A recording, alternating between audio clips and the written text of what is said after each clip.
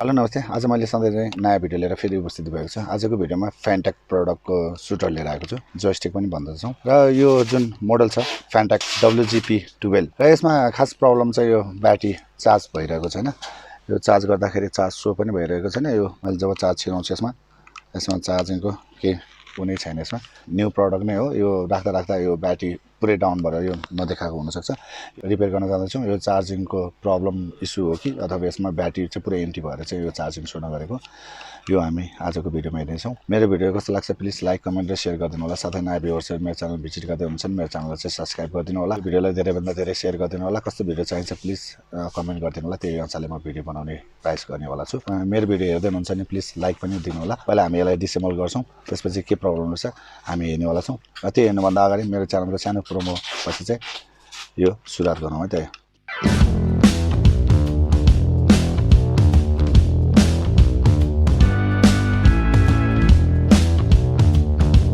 अब यो हामी डिसेबल गरिदिन लागौँ। यसमा स्क्रुप सबै प्लस स्क्रुप छ। यो सबै प्लस स्क्रुप हामीले प्लसले नै खोलौँ यसलाई।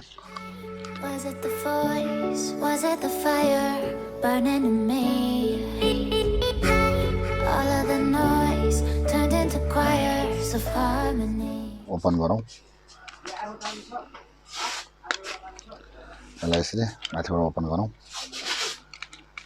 यसको यहाँ साइडमा अड्किरहेको हुन्छ, यसरी ओपन गऱ्यौँ र यसमा ब्याट्रीहरू रहेको छ। अब पहिला हामी यो ब्याट्रीलाई छुटौँ। यसको यहाँसम्म भोल्टेज आएको छैन, हामी त्यो पनि हेरौँ। पहिला ब्याट्रीलाई छुटौँ।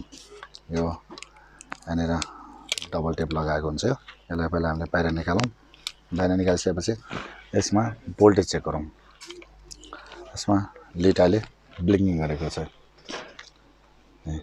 अघि नै यहाँ लिड केही पनि थिएन भन्नाले यसमा लिड बढेकै थिएन। यो लिड अहिले चाहिँ ब्लिङ्किङ गरेको छ।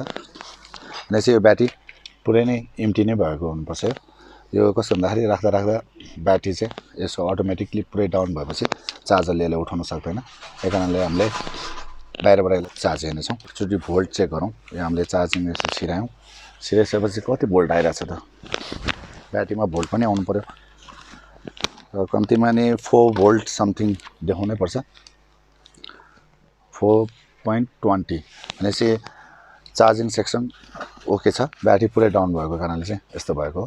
एउटा वायरलाई चाहिँ हामी निकालौँ, प्लस लाइन र साइडमा यसरी क्लिपलाई चाहिँ यसो ओपन गऱ्यो भने बाहिर निक्लिन्छ। यो लकलाई र यो बाहिर निक्ल्यो, प्लस लाइन निक्ल्यो, माइनस लाइन ननिकालौँ। डिसी भोल्टबाट चाहिँ हामी 5 भोल्ट दिउँ। यो त पुरै एम्टी नै भनेपछि यो ब्याट्री नै उठेको छैन। पुरै ब्याट्री नै डेड छ। यो पुरा टोटली एम्टी नै छ।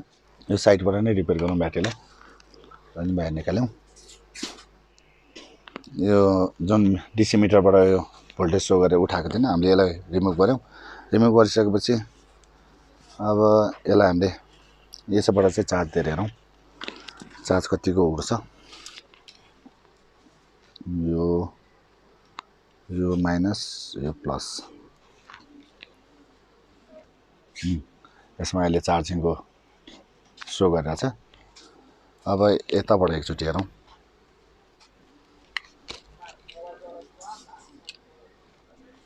यसबाट नै सो गर्यो। एकछिन यसलाई चार्जमा राखौँ। यसलाई बुस्ट गरौँ।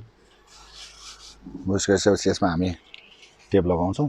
टेप लगाएर यहाँ प्याक गरेर चार्ज हुन्छ कि हुँदैन हामी हेर्छौँ। फ्यान्टेक WGP12 मोडलले आज रिपेयर गर्दैछौँ। यो चार्जिङ सो पनि नगर्ने र ब्याट्री पनि चार्ज नहुने भएर यसलाई रिसिमर गरिकन ब्याट्री बुस्ट गर्दैछौँ। हेरौँ लगभग टाइम पनि भयो। अब यो हिट पनि छैन, ठिकै छ। यो कति भोल्ट आयो एकचोटि नापौँ। 4.7 भोल्ट आएको छ। ठिक छ, चार्ज भएछ। यो थोरै यहाँ लक गर्छौँ, त्यसपछि बाहिर निक्लिँदैन हो। अब यसलाई सेफ्टीको लागि यो टेप लगाइदिउँ।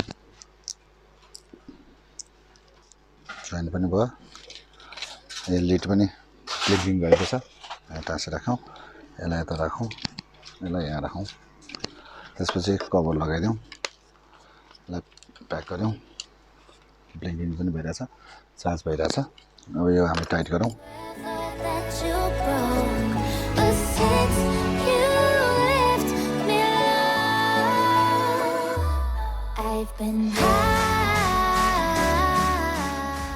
अन भएको छ। यो सक्सेस भएको छ।